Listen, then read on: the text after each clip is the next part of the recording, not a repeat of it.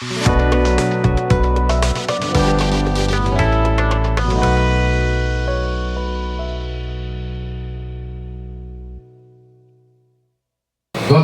যখন আমি মিটিংয়ে ছিলাম, সেখানে একটি জায়গা আমাকে অনুষ্ঠানে দেওয়া হয়েছিল, তাই জন্য সেখানে মণ্ডলী, প্রত্যেকটা মণ্ডলী ছিল।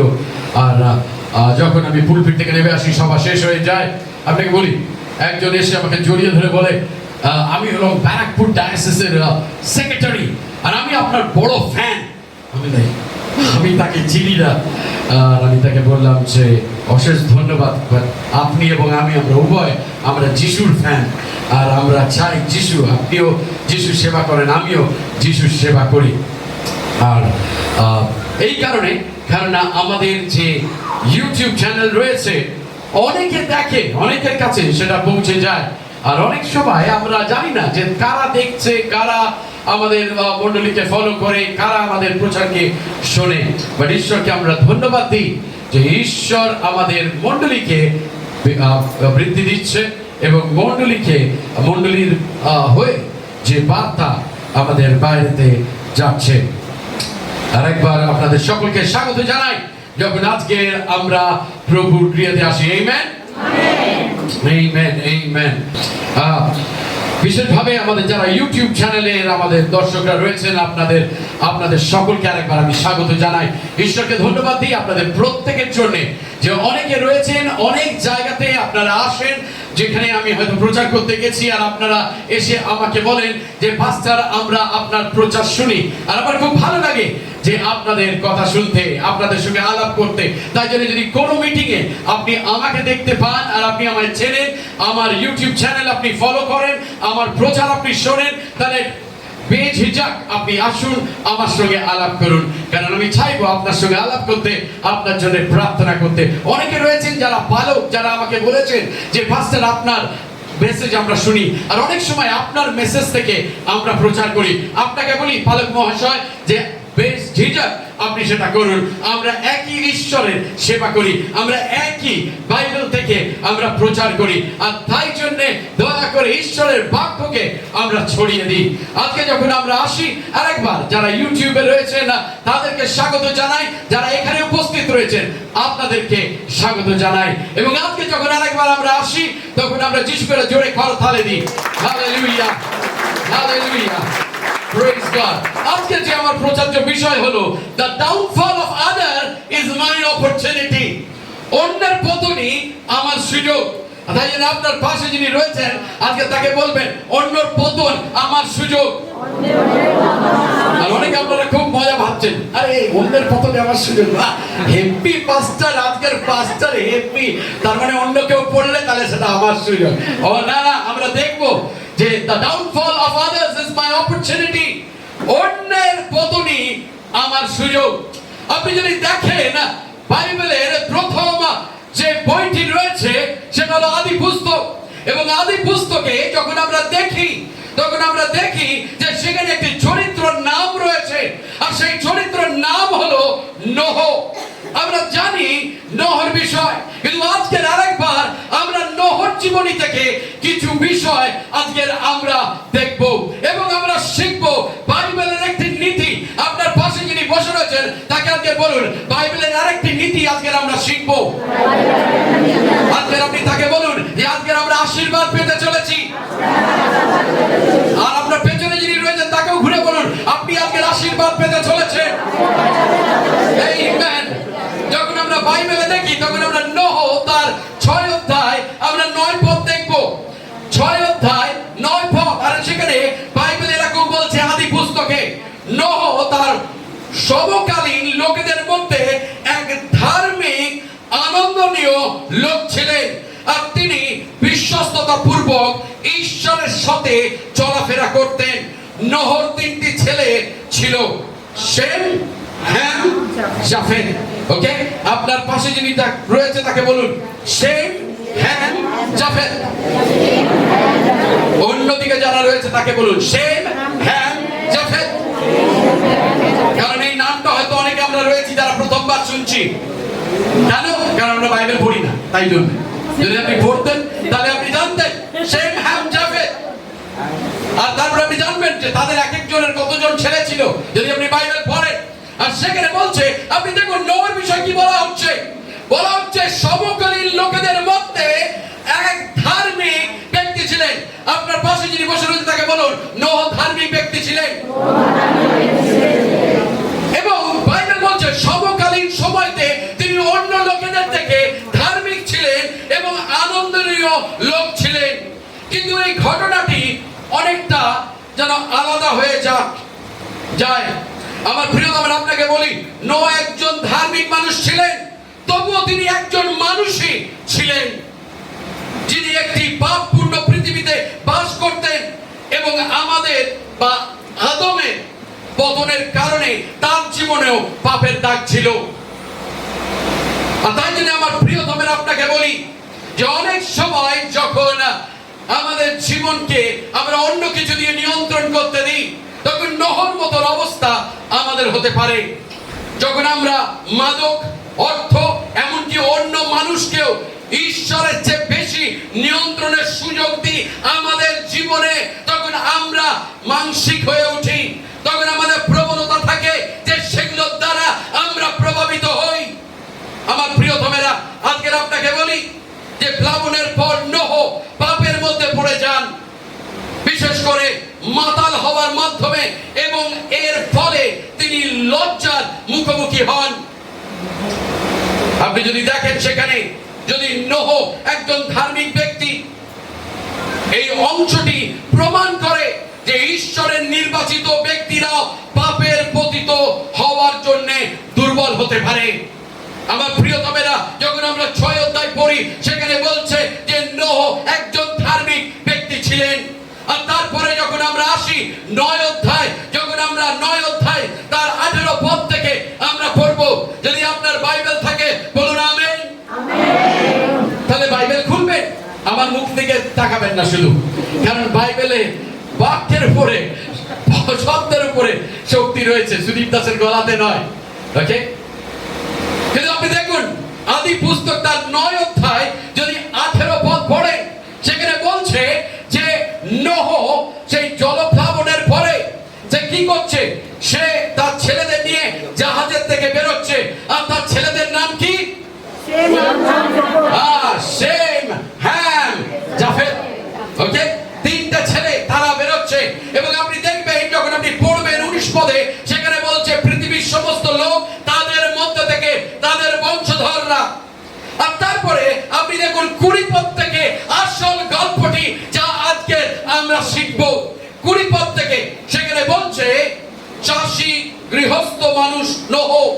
এক সময় তিনি ধার্মিক ব্যক্তি ছিলেন, এক সময় তিনি জাহাজ তৈরি করছিলেন, কিন্তু এখন তিনি চাষী। আর তিনি কি চাষ করছেন? দ্রাক্ষালতা। এবং দ্রাক্ষালতা চাষ করার পরে তিনি কি করছেন আপনি দেখুন 21 পদে, যখন তিনি সেখানকার খানিকটা দ্রাক্ষারস পান করিলেন, তখন তিনি নেশাগ্রস্ত হয়ে পড়লেন এবং তাম্বুর ভিতরে তিনি বিবস্ত্র হইয়া শুইয়া পড়িলেন। ওকে, তাই জন্য আপনার পাশে যিনি বসে রয়েছেন বলুন, ধার্মিক ব্যক্তি নোহ বিবস্ত্র হইলেন। এত দ্রাক্ষারস খেয়েছে যে নেশা হয়ে গেছে, গিয়ে কাপড় জামা খুলে তাম্বুর মধ্যে শুয়ে পড়েছে। আর তারপরে দেখুন 22 পদ কি বলছে, কনানের বাবা হ্যাম। হ্যামটাকে কনানের বাবা নয়, নোহর ছেলে হ্যাম। তার মানে কি, তারও ছেলে রয়েছে। নোহর ছেলে হ্যাম, হ্যামের ছেলে কনান। এবং হ্যাম কি করছে দেখুন, সেখানে বলছে যে কানানের বাবা হ্যাম তাহার বাবাকে মানে নোহকে উলঙ্গ অবস্থায় দেখে বাইরে বেরিয়ে গিয়ে 2 দাদাকে বলছেন, ওই দাদা আয় আয় দেখ, বাবা উলঙ্গ হয়ে পড়ে রয়েছে। ওকে, সেটা করছে। আপনি দেখুন সেখানে কি বলছে। ওকে, আর সেখানে তারপরে 3 পদ, কিন্তু সেম ও জাফেত একটি কাপড় নিয়ে সেটি তাদের কাঁধের উপরে ফেলে রাখলেন, পরে তার পিছনের দিকে পিছিয়ে গিয়ে তাদের বাবার উলঙ্গতা ঢেকে দিলেন। ওকে, তাদের মুখমণ্ডল অন্যদিকে ঘোরানো ছিল, যেন তারা তাদের বাবার উলঙ্গতা দেখতে না পান। নোহ যখন তার নেশার ঘোর কাটিয়ে উঠলেন ও জানতে পারলেন তার ছোট ছেলে তার প্রতি ঠিক কি আচরণ করেছেন, তখন তিনি বললেন, কনান অভিশপ্ত হোক, তার দাদা ভাইদের মধ্যে সে অত্যন্ত নীচ দাস হবে। আজকে আমাদের আলোচ্য বিষয় নোহর মদ্যপান নয়, কিন্তু আজকের আমাদের আলোচ্য বিষয় হলো হাম বা হ্যাঁ। আপনি দেখুন, যদিও নোহ একজন ধার্মিক ব্যক্তি, এই অংশটি প্রমাণ করে যে ঈশ্বরের নির্বাচিত ব্যক্তিরাও পাপে পতিত হওয়ার বা হতে পারে, সেই দুর্বলতা রয়েছে। এই বর্ণনাটি লজ্জা ঢেকে দেওয়ার কথা বলে এবং অন্যের সম্মান রক্ষা করার গুরুত্বকে জোর দিয়ে তুলে ধরে। যেমনটি শেম এবং তার ছেলে আরেকটা ভাই তারা জাফেত করেছিলেন, তারা তাদের নগ্ন পিতার লজ্জা না দেখে কাপড় দিয়ে ঢেকে দেন। আমার প্রিয়তমের আপনাকে বলি, নোহ বিশ্বাসের জীবনের দৌড় ভালোভাবে শুরু করেছিলেন। শেষ সীমা ছিল তার দৃষ্টির মধ্যে, কিন্তু তিনি হোঁচট খেয়ে পড়ে গেলেন। নোহর বার্তা আজকে আমাদের কি শিক্ষা দেয়? নোহ তার নাতিকে কনানকে যে অভিশাপ দিলেন, তার থেকে আজকের আমরা কি শিখতে পারি? কিন্তু আজকের আমরা প্রথমে দেখব নোহর চরিত্র। আজকের আপনাকে বলি, নোহ একজন ধার্মিক মানুষ হিসাবে পরিচিত। এক সময় তিনি মাদক খেয়ে তিনি নগ্ন অবস্থায় বিবস্ত্র হয়ে তিনি তাম্বুর মধ্যে শুয়ে পড়েন এবং নিজের তাম্বুর মধ্যে নগ্ন অবস্থায় পড়ে থাকেন। এই ঘটনা তার দুর্বলতা এবং প্রকৃতির প্রকাশ করে। এটি আমাদের দেখায় যে ঈশ্বরের খুব কাছের ব্যক্তিরাও পাপে পড়তে পারে। কিন্তু তার চেয়ে বড় কথা, আজকে হয়তো একজন যখন পাপে পড়ে, যখন কেউ পতিত হয়, তখন আমাদের প্রতিক্রিয়া কি হওয়া উচিত? অনেক সময় আমাদের প্রতিক্রিয়া হয়, যারা জানে না তাদেরকে গিয়ে আমরা জানাই, আমরা আনন্দ পাই। তাই জন্য আজকে আমার প্রচার্যর বিষয় কি? অন্যর পতনী কি আমার সুযোগ। যখন অন্য কেউ পড়ে যায়, তখন আমরা ভাবি যে আমার এটা সুযোগ। অনেক সময় আমরা ভাবি ঈশ্বর আমাদেরকে দায়ী করেছে বা দায়িত্ব দিয়েছে অন্যকে প্রকাশ্যে আনার। আপনাকে বলি, তাহলে আজকের আপনার মধ্যে হ্যামের আত্মা রয়েছে, যে আত্মা হলো অভিশপ্ত একটা আত্মা, সেটা অভিশাপের একটা আত্মা। আপনি দেখুন, হ্যামের প্রতিক্রিয়া ছিল, হ্যামস রেসপন্স ওয়াজ ডিসঅনারেবল। বাইবেল কখনো বলছে না যে হ্যাম খুব ভালো কাজ করেছিল যখন সে নোহকে বিবস্ত্র দেখেছিল। আপনি দেখুন, সেখানে আমরা যখন পড়ি, হ্যামস রেসপন্স ওয়াজ ডিসঅনারেবল। হ্যামের প্রতিক্রিয়া ছিল অপমানজনক। হ্যাম তার পিতার নগ্নতা দেখে বাইরে গিয়ে তার ভাইদেরকে জানিয়ে দেয়। নোহ মাতাল হবার পর হ্যাম যা করেছিল তা সম্পূর্ণভাবে তার মর্যাদা বা নোহর মর্যাদাকে কি করে না প্রকাশ্যে আনে এবং সেটা অপমানজনক। তিনি নোহকে অপমান করেছে। তিনি তার পিতার লজ্জা ঢাকানোর পরিবর্তে নোহর নগ্নতা দেখে তার ভাইদের কাছে তা জানিয়ে দেন। আপনাকে বলি যে প্রাচীন সংস্কৃতিতে এবং বাইবেলে নৈতিক কাঠামোতে এটি একটি বড় বিষয় এবং একটি অসামান্য হিসাবে গণ্য করা হয়। তিনি উন্মুক্ত করে দিয়েছিলেন, ঢেকে রাখেননি। তিনি উপহাস করেছিলেন, সুরক্ষা দেয়নি। তার কাজটি চিন্তা বা সহানুভূতির দ্বারা অনুপ্রাণিত ছিল না আমার প্রিয়তমেরা, বরং তার পিতার লজ্জা প্রকাশ করার ইচ্ছার দ্বারা পরিচালিত ছিল। অনেক সময় আমাদের জীবনে আমরা অন্যকে অপমানিত করতে চাই, আমরা অন্যকে নিচু করতে চাই আমাদের থেকে, আর তাই জন্য আমরা তাদেরকে প্রকাশ্যে আনতে চাই। অনেক সময় আমরা সেগুলো দেখি। এই আচরণটি অসামান্যজনক, অপমানজনক হিসাবে উপস্থাপনা করা হয়েছে বাইবেলে। যদি আপনি ইব্রীয় ভাষা বা হিব্রু ওয়ার্ড যেটা সেখানে ব্যবহার করা হয়েছে, যদি আপনি সেখানে দেখেন, সেই শব্দটি এমন করে প্রয়োগ করা হয়েছে যেখানে বোঝানো হচ্ছে যে ভাইদের কাছে পিতার নগ্নতা জানায়, তখন সে এটি এমন মনোভাবে করেছিল যাতে তার পিতা লজ্জা প্রকাশিত হয়। সে যেন তার দুই ভাই যেন বা দাদারা যেন তার বাবাকে নোহকে যেন নিচু চোখে থাকে। তাই জন্য হ্যাম গিয়ে তাদেরকে বলেছিল। অনেক সময় কি আমরা করি বিশ্বাসী হিসাবে, অনেক সময় যখন আমরা জানতে পারি কারোর বিষয়, কোনো গুপ্ত বিষয়, আমরা তাকে প্রকাশ্যে আনার চেষ্টা করি, তাকে অপমান করার চেষ্টা করি, তাকে নিচে দেখানোর চেষ্টা করি। কেন জানেন? যাতে আমি আরো বেশি মহান হতে পারি, অন্যকে প্রকাশ্যে এনে আমি মহান হব। কিন্তু আপনাকে বলি বাইবেল কি বলে আপনি দেখুন। হিতোপদেশ তার 24 অধ্যায় 17 এবং 18 পদ বলছে, তোমার শত্রুর পতনে আনন্দ করিও না। আপনার পাশে যিনি বসে রয়েছেন তাকে বলুন, শত্রুর পতনে আনন্দ করো না।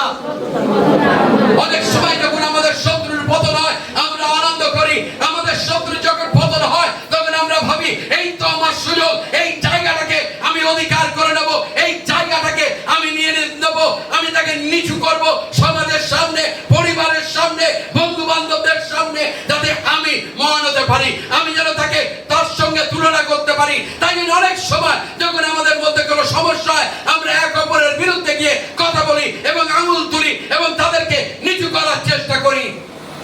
আমার প্রিয় ভাইরা, সেটা হলো হ্যামের আত্মা। আপনি দেখুন হিতোপদেশ তার 24 অধ্যায় 17 এবং 18 পদ কি বলছে, তোমার শত্রুর পতনে আনন্দ করিও না। সে নিপাতিত হইলে তোমার চিত্ত উল্লাসিত না হোক, পাছে সদাপ্রভু তাহা দেখিয়া অসন্তুষ্ট হন। যখন অন্যর পতনে আপনি যখন খুশি হন তখন ঈশ্বর অসন্তুষ্ট হন। যখন আমরা বলি ভালো হয়েছে, বেশ হয়েছে, দেখবি এরম করেছে তাই জন্য তার এটা হয়েছে, আপনাকে বলি ঈশ্বর অসন্তুষ্ট হন। আর তারপরে কি বলছে দেখুন, এবং তাহার উপর হইতে আপন ক্রোধ ফিরান। যখন আপনি আপনার শত্রুর পতনে আনন্দ করছেন তখন ঈশ্বর অসন্তুষ্ট হয় এবং তার ক্রোধ আপনার শত্রুর থেকে আপনার উপরে এসে বর্ষায়। This is the principle of God. তাই জন্য আমাদের যখন আমি বাইবেলে আমরা পড়ি সেখানে কখনো প্রতিহিংসার কথা সেখানে বলে না, প্রতিশোধের কথা সেখানে বলে না। সেখানে বলে এক গালে ছড় মারলে তুমি আরেক গাল বাড়িয়ে দাও, কেননা কে তার বিচার করবে? ঈশ্বর তার বিচার করবে। আমার প্রিয় ভাইরা, তাই জন্য যদি আমার বিরুদ্ধে কেউ কিছু করে, আপনার বিরুদ্ধে যদি কেউ কিছু করে, আমরা তার প্রতিক্রিয়া জানাই না। কেন জানেন? কারণ আমরা জানি যে ঈশ্বর তিনি হলেন বিচারক, তিনি হলেন বিচার কর্তা এবং তিনি বিচার করবেন।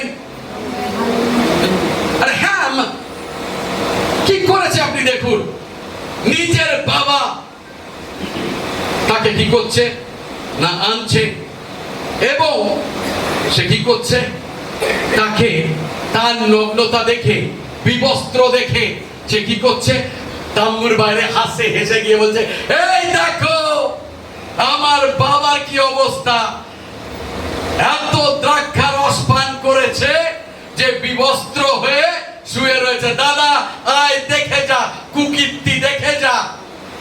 সেটা ছিল তার টোন। উল্টো দিকে সে কি করতে পারত? হ্যাঁ, এই কাপড় নিয়ে সে কি করতে পারত? ঢেকে দিয়ে চুপচাপ সেখান থেকে চলে যেতে পারত, সেটা করেনি সে। কিন্তু আপনি দেখুন কে আশীর্বাদ পেয়েছে। তাই জন্য যখন বাইবেল আমরা পড়ি সেখানে কি বলছে? সেখানে বলছে 23 পদ, কিন্তু আপনার পাশে যিনি বসে রয়েছেন তাকে নাড়া দিয়ে বলুন, কিন্তু শ্যাম ও জাফেত, ওকে, শ্যাম এবং জাফেত, ওকে, পাশে বলে শ্যাম এবং জাফেত। তারা হ্যাম কি করেছে? গিয়ে সবাইকে রটিয়েছে। বাইবেল হয়তো সেখানে বলেনি, শুধু দাদাদের কথা বলেছে, কিন্তু সে গিয়ে হয়তো পুরো পাড়াকে রটিয়েছে। এই আহে দেখে যা আমার বাবার কুকীর্তি, মদ খেয়ে মাতাল হয়ে বিবস্ত্র হয়ে উলঙ্গ হয়ে শুয়ে রয়েছে। তার মানে কি আমরা করি না? বিশ্বাসী হিসেবে অনেক সময় আমরা করি, হ্যাঁ আজ দেখে যা ওই যে ছেলেটার বিয়ে হয়েছিল, ওই মেয়েটার বিয়ে হয়েছিল, ওদের আজকে ডিভোর্স হচ্ছে। আরে জানেন তো, চুপ করে থাকুন না, পুরো পাড়াকে জানানোর কি আছে? ও আরে তুই জানিস কি হয়েছে? আরে সুমিতা কি হয়েছে আপনাকে বলি, ওই যে পেছনে যে দাদা বসতো তার মেয়েটা ওই ছেলেটার সঙ্গে পালিয়ে গেছে, জানো? পুরো চার্চকে জানাচ্ছি, এক একজন আছে ফোন করে করে জানাবে। কি গো, প্রথমে শুরু হবে কি গো কেমন আছো, ভালো আছো? হ্যাঁ, তারপরে বলবে এই তুমি শুনেছো? সে হয়তো শোনেইনি, কিন্তু সে শোনেনি, তাকে জোর করে শোনাবে। আবার অনেকে আছে চালাক, তারা হোয়াটসঅ্যাপ করবে, হ্যালো, প্রথমে হ্যালো, তারপরে হাই, তোকে আমি অনেক মিস করছি, তারপরে আসল কথায় আসবে। Be careful of the spirit. আত্মা চিনে রাখার শক্তিকে রাখুন। যতজন এই জায়গায় আমরা বসে রয়েছি ভাববেন না সব আত্মিক, সব আত্মিক, তারা সব যিশুর লোক। ও না না না না না না, সেখানে শয়তানের লোক রয়েছে, শয়তান যারা পরিচালিত রয়েছে। যারা যিশুর লোক হয় তাদের মানসিকতা আলাদা হয়, যারা যিশুর লোক হয় না। কারণ অনেক সময় আমি বলে থাকি এটা, আপনি গিয়ে দেখুন বাইরে যে আমাদের গাছটা রয়েছে, শয়তান ওখানে বসে রয়েছে, শয়তান মাথায় হাত রেখে বসে রয়েছে। কেন? শয়তান বলছে আমার তো কোনো কাজ নেই, আপনার লোকেরা আমার সব কাজ কেড়ে নিয়েছে, আমি যে সব কাজগুলো করতাম আপনার লোকেরা সেসব কাজ করছে। আমার প্রিয়তমের আপনাকে বলি, অনেক সময় আমরা সেগুলো করি, হ্যামের মতন আমরা রটনাকারী, আমরা রটিয়ে বেড়াই এদিক ওদিক, সংস্কার কথা। সেই যদি আমরা করি, হ্যামের মতন আমরা হব না। কিন্তু আপনি দেখবেন শেম এবং জাফেত কি করছে, সেখানে যখন আপনি পড়বেন সেখানে বলছে, কিন্তু শেম এবং জাফেত একটি কাপড় নিয়ে সেটি তাদের কাঁধের উপরে ফেলে রাখলেন। ওকে, এটি কাপড় নিলেন। শেম এবং জাফেত তারা কি করলো? তারা একটি কাপড়কে তারা কি করলো? তাদের কাপড় পরে কাঁধের উপরে নিল, এবং তারা কাঁধের উপরে নিয়ে কি করছে আপনি দেখুন, সেখানে বলছে কাপড়টি নিলেন এবং তারপরে তারা পিছন দিকে গিয়ে তার বাবার উলঙ্গতা ঢেকে দিলেন। হ্যাম পারতেন না এটা করতে, হ্যাম পারতেন, কিন্তু হ্যাম কি করেছেন? তিনি পাড়াকে জানিয়েছেন, এই এসো দেখো আমার বাবার কি অবস্থা, এই দাদারা দেখ কি কুকীর্তি করেছে। অনেক বিশ্বাসীর মতন যখন কারোর বাড়িতে অসুবিধা হয়, যখন আপনি জানতে পারেন, তখন গিয়ে আপনি অন্য বিশ্বাসীদেরকে আপনি বলেন, এই তার বাড়িতে এই হয়েছে, এই তার বাড়িতে তাই হয়েছে। হ্যামের আত্মা তাদের মধ্যে কাজ করে। আর আপনাকে বলি, যখন হ্যামের আত্মা কাজ করে, আপনি তার ভোগান্তিও আপনি ভুগবেন। সেখানে নোহ কি করেছিল, আমরা আসবো সেখানে। শেম এবং জাফেত তাদের বাবার নগ্নতা দেখে একটি পোশাক নিয়ে তাকে সম্মান ও বিনয় দিয়ে ঢেকে দেন।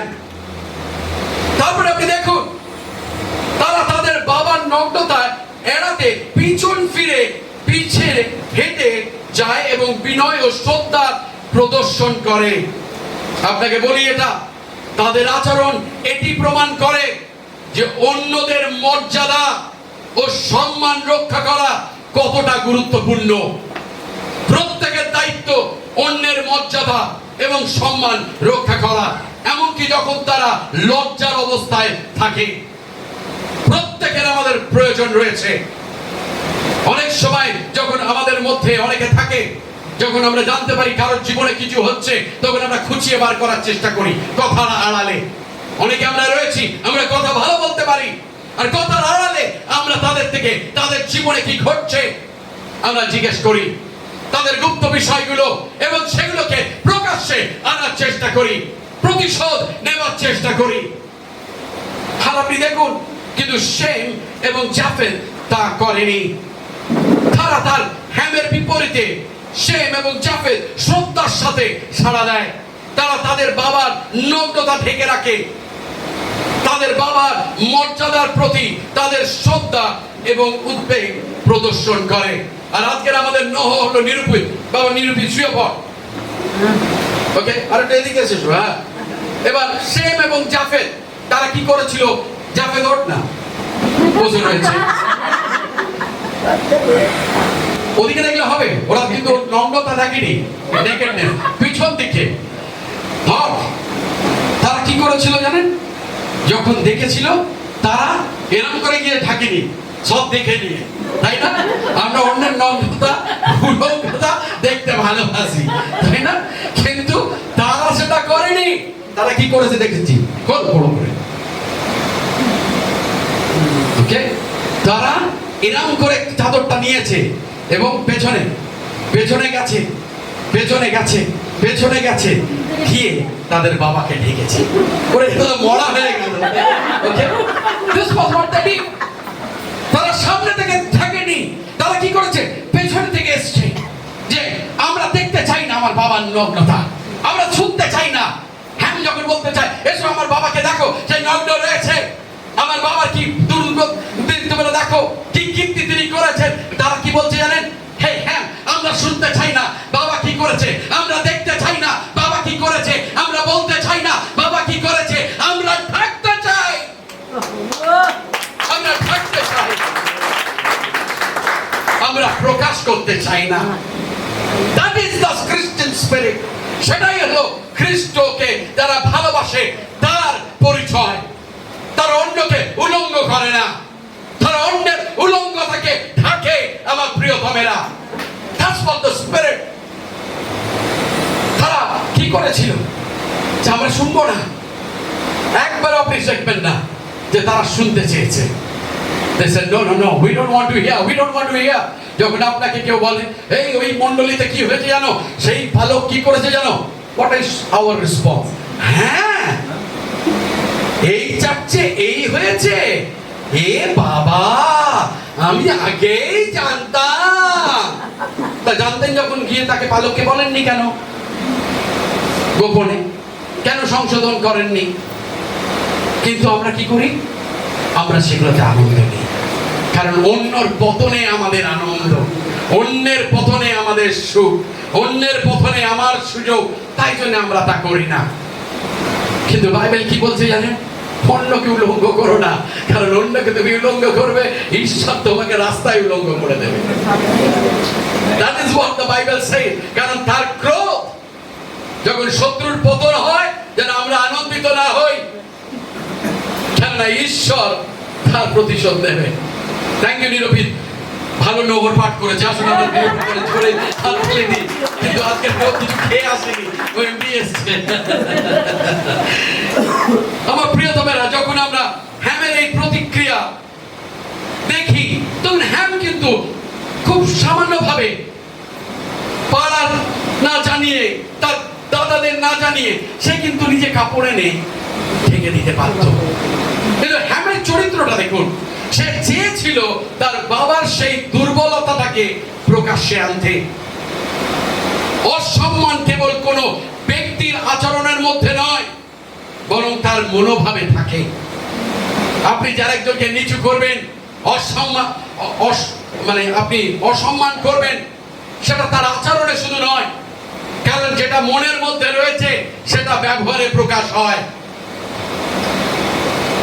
সে তার পিতার দুর্বলতা উপহাস করার পরিবর্তে তার সম্মান রক্ষা করতে পারত, কিন্তু সে তা করেনি। এই ঘটনা আমাদের শিক্ষা দেয় যে আমরা যদি অন্যের দুর্বলতা দেখি, তা প্রকাশে না এনে তাদের মর্যাদা রক্ষা করে তাদেরকে গোপনে সংশোধন করি। আমাদের সম্মান রক্ষা করার আমাদের নৈতিক দায়িত্ব, এটা প্রত্যেকের দায়িত্ব। দেখা মানে তা প্রকাশ্যে আনা নয়। কারো দুর্বলতা আমি জানি, কারোর পাপ আমি জানি, কারোর জীবনে কি হচ্ছে সেটা আমি জানি, তার মানে এই নয় সেটাকে আমাকে অন্যকে বলতে হবে, তার মানে এই নয় যে সেটা প্রকাশ্যে আনতে হবে। তার মানে হলো যে আমি গোপনীয়তা মেনটেন করি এবং তার জন্য আমি প্রার্থনা করি। অসম্মানজনক আচরণ শুধু একটি ব্যক্তিকে নয়, পুরো পরিবার বা সম্প্রদায়ের সম্মানকে ক্ষুণ্ণ করতে পারে। শুধু একজন ব্যক্তিকে আপনি আঘাত করেন, অনেক সময় তাই নয়, কিন্তু অনেক সময় সেটা একটা পরিবারকে আঘাত করতে পারে। অনেক সময় আপনাকে বলি, পালক হিসাবে অনেক কিছু আমার হৃদয়ের মধ্যে আমাকে রাখতে হয়। অনেক পরিবার এসে তাদের সমস্যার কথা আমাকে বলে, অনেক সময় সেখানে বিবাহ বিচ্ছেদের একটা জায়গা পর্যন্ত চলে আসে, কিন্তু সেখানে আমরা ঈশ্বরের যাচনা করি, সেগুলো আমরা সমাধান করার চেষ্টা করি। হ্যামের এই অপমানজনক প্রতিক্রিয়া আমাদের মনে করিয়ে দেয় যে অন্যদের দুর্বলতা বা পতনের সময় আমাদের উচিত তাদের সম্মান এবং মর্যাদা রক্ষা করা। আপনি দেখুন, যখন আমরা দেখি নোর একটি দুর্বলতার মুহূর্ত ছিল যা লজ্জায় পরিণত হয়েছিল। নোহ হ্যামের কাজকে অদয়ালু এবং অপদার্থ, বিশ্বস্তহীন এবং অবিবেচনাপূর্ণ মনে করেছিলেন, এবং তাই তিনি কাননকে অভিশাপ দিয়েছিলেন। আপনি দেখুন সেখানে কি বলছে, বাইবেল বলছে যখন নোহ তার নেশার ঘোর কাটিয়ে উঠলেন ও জানতে পারলেন তার ছোট ছেলে তার প্রতি ঠিক কি আচরণ করেছেন, তখন তিনি বললেন, কনান অভিশপ্ত হোক, তার দাদা ভাইদের মধ্যে সে অত্যন্ত নীচ দাস হইবে।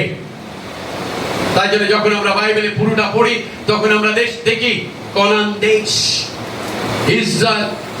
ঈশ্বর কি বলছে, যদি আপনি লেবীয় পুস্তক সেখানে পড়েন, ঈশ্বর বলছে লেবীয় পুস্তকে, ইসরায়েল সন্তানগণকে তোমরা কনান দেশের অধিবাসীদের মতন হইও না, কনান দেশে যারা বাস করে তাদের মতন হইও না। নাও কেন নোহ তার ছেলে হ্যামকে অভিশাপ না দিয়ে তার নাতিকে অভিশাপ দিচ্ছে? আরে করেছিল তো হ্যাম, কেন তুমি তার ছেলেকে কেন তুমি অভিশাপ দিচ্ছ? তার অনেক ব্যাখ্যা রয়েছে আমার প্রিয়তমেরা। কিছু ব্যাখ্যা বলা হয় যে কনানকে অভিশাপ দেওয়ার হয়েছিল কারণ তিনি হ্যামের পাপের ফলস্বরূপ জন্মগ্রহণ করেছিলেন, এবং তার থেকে যে প্রজন্ম শুরু হয়েছিল তারা সকলে হ্যাম যে পাপ করেছিল, যে অন্যায় করেছিল, তার ভাগীদার হয়েছিল। আবার অন্য একটি ব্যাখ্যা বলে যে কনান অভিশপ্ত বা অভিশাপ দেওয়া হয়েছিল কারণ তাকে হ্যামের মতো এই প্রকৃতি হিসেবে মনে করা হতো, যে হ্যাম যেরকম নোহর নগ্নতা বিবস্ত্রতা দেখে সবাইকে গিয়ে বলেছে, তার ছেলেরাও সেরকম ছিলেন মুফাট। আমরা বলি না অনেক সময় অনেককে, যাদের বড় মুখ, মুফাট হ্যায় আদমি, যার মুখের উপরে কোনো লাগাম নেই। আর হ্যামের সন্তান এবং তার সেই প্রজন্ম তাই করেছিলেন। তাই জন্য ইসরায়েল জাতিকে ঈশ্বর বলেছিলেন যে সেটা করো না। কিন্তু নোহ কেন কনানকে অভিশাপ দিয়েছিলেন তার সঠিক কারণ বিভিন্ন ভাবে ব্যাখ্যা করা যায়, তবে সাধারণ এটি বোঝা হয় যে অভিশাপটি দেওয়া হয়েছিল হ্যামের বোকামোর জন্য এবং তার পাপের জন্য, যে তার বাবার বিবস্ত্রতা সেই লোকের সামনে তুলে ধরেছিল। আমার প্রিয়তমের আপনাকে বলি, যখন আমরা অন্যকে প্রকাশ্যে আনার চেষ্টা করি, ষড়যন্ত্র করি, যখন আমরা ভাবি যে আমরা আমার শত্রুর পতনে আমি বিজয় লাভ করব, আমার শত্রুর পতনে আমি আরো ভালো আমি জায়গায় আসব, তাহলে আপনাকে বলি যে একদিন আছে যেদিন ঈশ্বর আপনাকে নামাবে সেই জায়গা থেকে। কিন্তু আপনি যদি নত নম্র হন, ঈশ্বর আপনাকে তুলবে, আর কেউ আপনাকে সেখানে বাধা দিতে পারবে না, কারণ সেটা ঈশ্বর তিনি করেন। আপনি দেখুন সাধু পৌল যখন তিমোথীকে আদেশ দিচ্ছে, প্রথম তিমোথী তার 4:16 তিনি কি বলছেন, আপনার বিষয় ও তোমার শিক্ষার বিষয় সাবধান হও, এই সকল স্থির থাকো, কেননা তাহা করিলে তুমি আপনাকে ও যারা তোমার কথা শোনে তাহাদিগকে পরিত্রাণ করিবে। কিন্তু আজকের এই ঘটনার মধ্যে থেকে আমার প্রিয়তমেরা কি শিক্ষা আজকের আমরা পাই, যে হ্যাম এবং সেম এবং জাফেত তাদের কার্যক্রম থেকে আমরা দেখেছি নোহর পতন, আমরা দেখেছি যে হ্যাম তার প্রতিক্রিয়া কি ছিল, তার প্রতিক্রিয়া ছিল অপমানজনক। আমরা দেখেছি যে সেম এবং জাফেতের তাদের প্রতিক্রিয়া ছিল সম্মানের সহিত। এবং শ্রদ্ধার সহিত এবং বিনয়ের সহিত। কিন্তু আজকের আমরা যখন এখান থেকে ফিরে যাই, কি শিক্ষা আজকের আমরা নিয়ে যাব?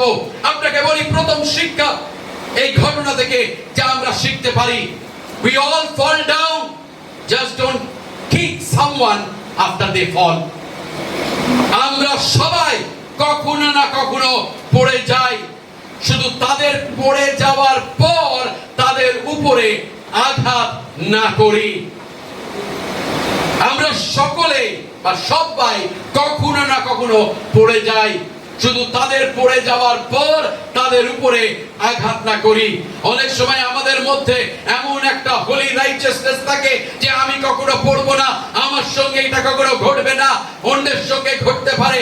আর তার জন্য অনেক সময় আমরা কি করি, আমরা অন্যকে নিচু দেখানোর জন্য আমরা তাদেরকে প্রকাশ্যে আনি। অনেক সময় তাদের যে গুপ্ত কথা আমাদের সঙ্গে, সিক্রেট আমাদের সঙ্গে শেয়ার করেছে, আমরা অন্যদেরকে বলি কেন? যাতে আমরা তাদের কাছে ভালো সাজতে পারি এবং অন্য আরেকজনকে আমরা নিচু দেখাতে পারি।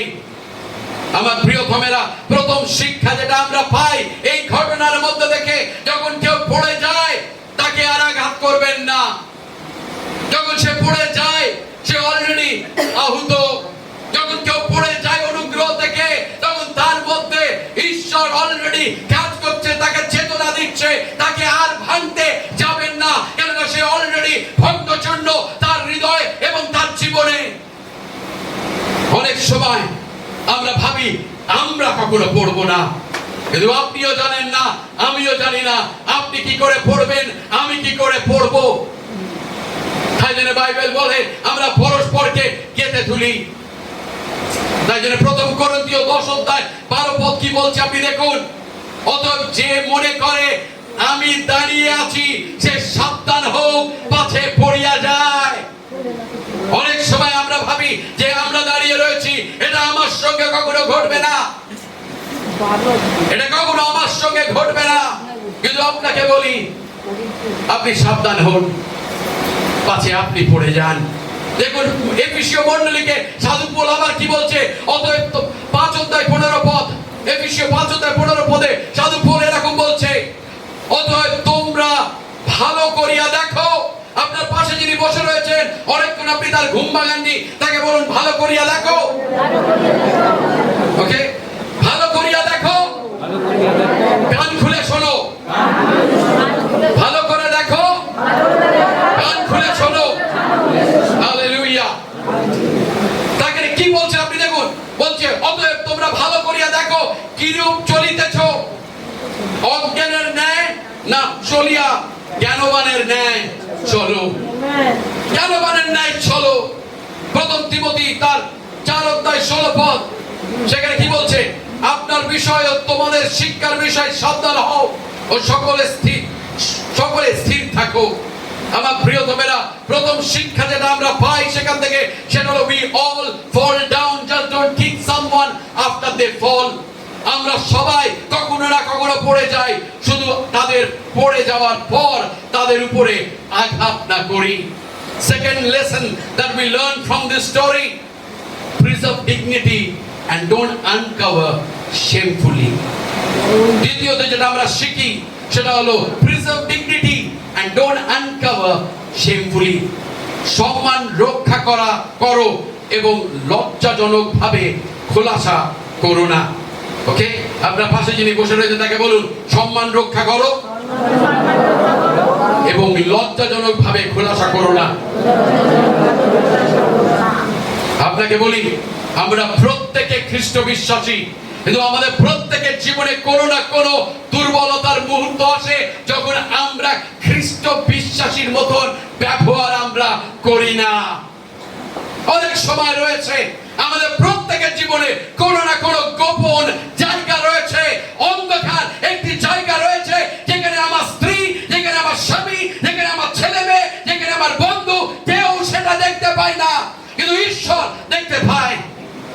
আর অনেক সময় আমরা হয়তো সেই দুর্বল মুহূর্ততে, সেই আবেগ বশত সময়তে আমরা আমাদের জীবনের ভুল করি, কিন্তু সেখানে আপনাকে এবং আমাকে কেউ বিচারের দায়িত্ব দেয়নি। অনেক সময় আমরা যখন কেউ পতন হয় কারো, তখন আমরা ছুটে যাই বিচার করতে, কিন্তু সেই দায়িত্ব বিচারের আপনাকে এবং আমাকে কেউ দেয়নি। কারোর মধ্যে যদি চেতনা আনতে হয়, সেটা আপনি এবং আমি নয়, সেটা আনবে পবিত্র আত্মার ঈশ্বর। পবিত্র আত্মার ঈশ্বর তাদের জীবনে চেতনা আনবে, ঈশ্বরের বাক্যের দ্বারা চেতনা আনবে, সুদীপ দাসের গলার জোরের দ্বারা নয়। কিন্তু পবিত্র আত্মা আমাদের জীবনে চেতনা আনে। He brings conviction. It's not the duty of man. It is not the work of the preacher. It is the work of the Holy Spirit. শুধু একমাত্র পবিত্র আত্মা একজনের মধ্যে চেতনা আনতে পারে। আর অনেক সময় আমরা বিচারের জায়গাটা নেবার চেষ্টা করি। তাই জন্য প্রভু যিশু বলছেন, অন্যের বিচার করিও না, যে মাপেতে তুমি অন্যের বিচার করবে, সেই একই মাপেতে তোমারও বিচার হবে। আর অনেক সময় আমরা এত ধার্মিক হয়ে যাই যে আমরা ভুলে যাই যে আমাকে অন্যের বিচার করতে ডাকেন ঈশ্বর, অন্যের ক্ষতি করতে ডাকেন ঈশ্বর, অন্যের পতনে আনন্দ করার জন্য ডাকেনি আমাকে ঈশ্বর। ঈশ্বর আমাকে ডেকেছে যাতে আমি শেম এবং জাফেতের মতন হই। আমি শুনতে চাই না, আমি দেখতে চাই না, আমি বলতে চাই না। তাহলে আশীর্বাদ পাবেন আপনি। আপনি দেখুন সেখানে কি বলছে। Thirdly, I believe God has called us to preserve dignity and restore gently those that are fallen. তৃতীয় বিষয়, আমি বিশ্বাস করি ঈশ্বর আমাদের ডেকেছেন যাতে আমরা সম্মান রক্ষা করি এবং যারা পড়ে গেছেন তাদেরকে কোমলভাবে পুনঃস্থাপন করি। God has not called us to judge others.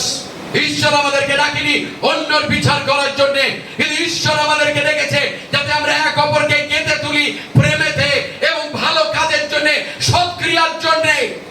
আমার প্রিয়তমেরা, তাই জন্য দেখুন গালাতীয় তার 6 অধ্যায় 1 পদ কি বলছে, সাধু পৌল কি লিখছে গালাতীয় মণ্ডলীকে।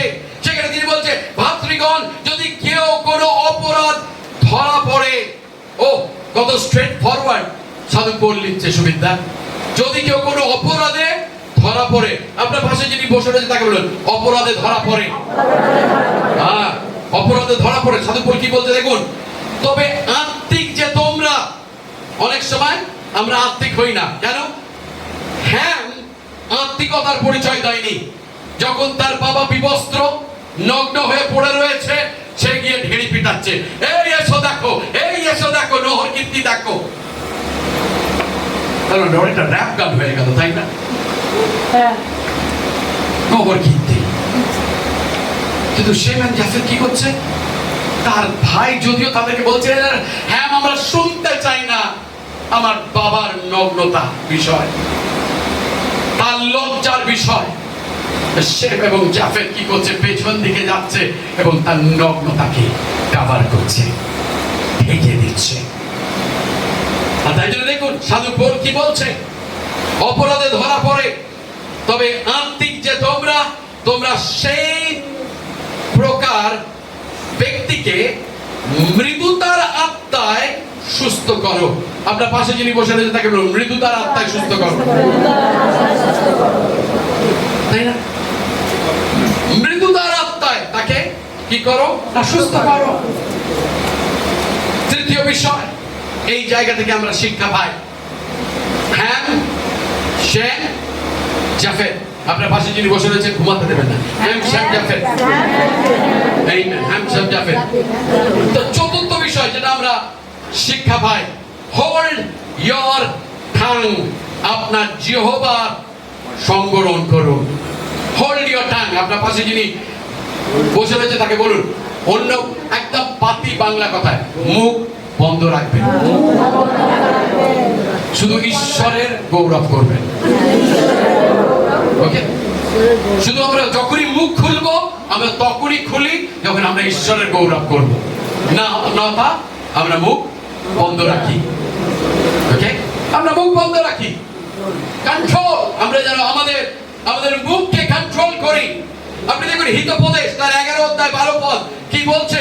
হিতোপদেশ তার 11 অধ্যায় 12 পদ বলছে যে প্রতিবেশীকে তুচ্ছ করে সে বুদ্ধিহীন, কিন্তু বুদ্ধিমান নীরব হইয়া থাকে।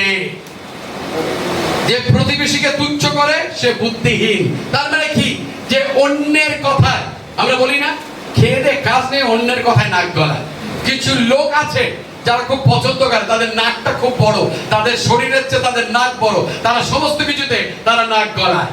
কার বাড়িতে কি হচ্ছে, কোথায় কে যাচ্ছে, কার বাড়িতে কে এসছে, সে কোন রেস্তোরাঁতে খেয়েছে, আমরা তাদের জীবনে নাক গলাই।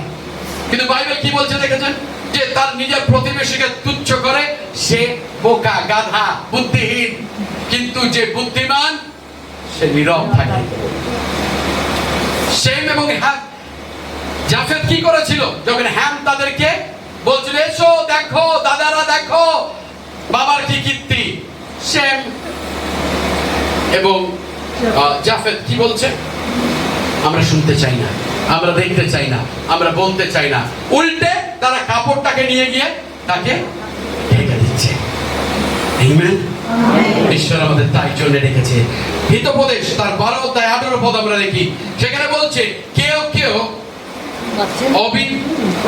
অবিবেচনা কথা বলে, কিন্তু খড়গঘাতের মতো, কিন্তু জ্ঞানবানদের জিহ্বা সুস্বাস্থ্য দেখায় বা সুস্বাস্থ্য দেয়। তাই জন্য যখন আজকের আমরা কথা বলি, যখন আমরা অন্যের বিষয় নাক গলাই, আমরা আরেকবার যেন ভেবে দেখি। কারণ আপনি দেখুন নোহ তার অন্য দুটো ছেলেকে আশীর্বাদ করেছিল, জাফেত এবং শেম, কিন্তু হ্যাম এবং তার বংশধররা তার অভিশাপ কুড়িয়েছিল। আর অনেক সময় আমাদের জীবনে, হয়তো আমাদের জীবনকালে আমরা অভিশাপ কুড়াই না, কিন্তু আপনার থেকে যে প্রজন্ম শুরু হয় তারা অভিশাপ কুড়ায়, তারা সেই অভিশাপের নিচে তারা থাকে। আর আজকের হয়তো হতে পারে আপনি রয়েছেন, আজকের এরকম কাজ আপনি করেছেন যে আপনি হ্যামের মতন আত্মা আপনার মধ্যে আছে, বা আপনি দেখিয়েছেন কখনো যে আমি অন্যের জীবনকে প্রকাশ্যে আনতে চাই। তাহলে আজকে প্রভুর কাছে আমরা ক্ষমা চাইতে পারি। আজকে আমরা বলতে পারি যে প্রভু তুমি দয়া করো, প্রভু আমি অন্যের জীবনকে প্রকাশ্যে আনতে চাই না, প্রভু আমি নিজেকে ব্যস্ত রাখতে চাই প্রভু তোমার কাজেতে। যখনই মুখ খুলি যেন প্রভু আমার মুখ থেকে তোমার আরাধনা, তোমার স্তব স্তুতি যেন বেরোয়। কিন্তু প্রভু আমি শেম এবং জাফেতের মতো হতে চাই, শেম এবং জাফেতের মতো হতে চাই, যারা লোকের মর্যাদাকে রক্ষা করে, তাদের ডিগনিটিকে রক্ষা করে।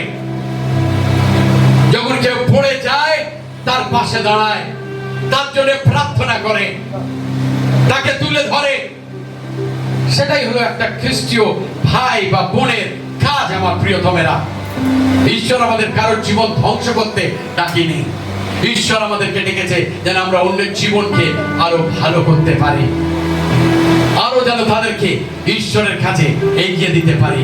তাই জন্য বাইবেল কি বলছে, তোমরা পরস্পরকে গেঁথে তোলো প্রেমেতে, সৎক্রিয়াতে।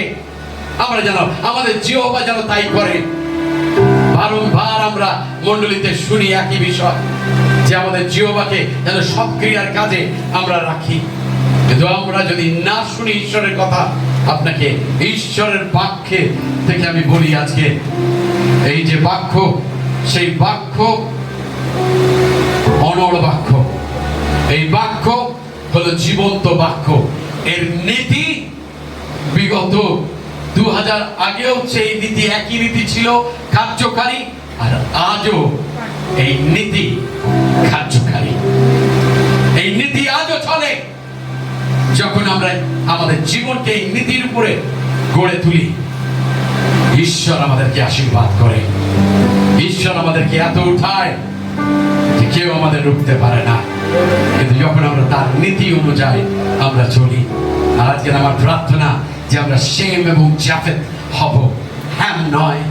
আমার প্রিয়তমের আজকে শেম এবং জাফেতের আত্মা যেন আমাদের মধ্যে থাকে, যে প্রভু আমরা অন্যের পাশে দাঁড়াতে চাই। যখন আমরা কারোর পতনের কথা শুনি আমরা তাদের গল্প শুনতে চাই না, কিন্তু আমরা শেম এবং জাফেতের মতন বলবো, আমরা শুনতে চাই না, আমরা দেখতে চাই না, আমরা বলতে চাই না, কিন্তু আমরা তার জন্য প্রার্থনা করতে চাই। Hallelujah, hallelujah. এখন আমাদের টিভির পর্দাতে অনেক বালকদের বিষয় আমরা শুনতে পাচ্ছি। অনেক সময় আমাদের বিশ্বাসী হিসাবে আমাদের হয়তো আত্মা দুর্বল হয়ে যাবে, কিন্তু আমরা শেম এবং জাফেত, আমরা হ্যাম নয়। যেই পাস্টার চেন্নাই কি করেছে, সেই পাস্টার ব্যাঙ্গালোরে কি করেছে, সেই পাস্টার আমেরিকাতে কি করেছে, তাদের জীবনে নিয়ে আমরা চর্চা করব, কিন্তু আমরা একটাই বিষয় নিজেদের মনোযোগকে রাখবো, ঈশ্বরের বাক্য, তার বিধান, তার বাক্য, তার নীতি, এছাড়া আমরা কিছু বলতে চাই না। কেননা বাইবেল কি বলছে? অন্যের বিচার করতে যেও না, নিজের জীবন দেখো যে তুমিও পড়ে যেতে পারো। আর তাই জন্য আমরা বলবো, প্রভু তুমি দয়া করো। প্রভু আজকের আমাদের মধ্যে হ্যামের আত্মা নয়, কিন্তু শেম এবং জাফেতের আত্মা দাও, যারা প্রভু অন্যর মর্যাদাকে রক্ষা করবে। আপনাকে বলি, শেম যখন নোহর নগ্নতাকে দেখেছিল, সে তার নগ্নতা ঢাকেনি, কিন্তু যিশু যখন আমাদের নগ্নতাকে দেখেছে, তিনি কালভেরির রক্তে নিজের বহুমূল্য রক্ত জড়িয়ে তিনি আমাদের নগ্নতাকে তিনি ঢেকেছেন। যখন আমরা পাপে থাকি তখন আমরা নগ্ন থাকি, কিন্তু কালভেরির ক্রুশেতে তিনি যখন তার বহুমূল্য রক্তকে তিনি ছড়িয়েছেন, he has covered us. Shame uncovered and covered. লজ্জা উন্মুক্ত হয়েছে এবং সেটা ঢাকাও হয়েছে। Jesus did it for us. যিশু আমাদের জন্য করেছিলেন কালভেরির ক্রুশেতে।